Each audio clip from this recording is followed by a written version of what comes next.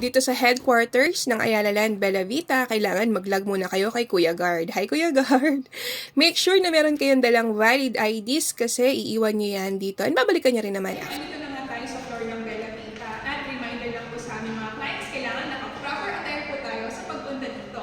Bawal ang sinelas, bawal ang short. At syempre, for safety purposes, dapat meron tayong face mask. Tara mga friends!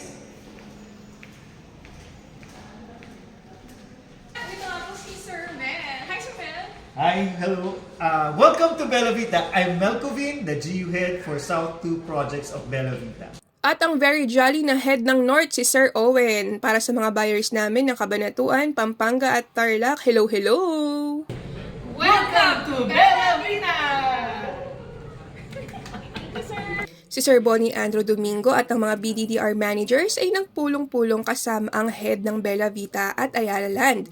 Dahil of course, sa dami ng aming buyers, kailangan asikasuhin namin ang smooth processing and loan application ng kanilang mga documents.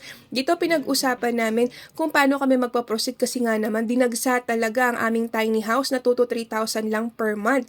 So, sa mga nag-iisip pa pong bumili, malapit na po kaming ma-sold out. Sa mga bumili sa amin, maraming salamat po sa tiwala.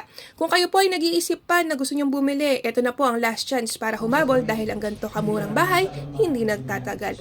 Para po sa libreng clipping, i-message nyo na po kami mga friendship. Bye!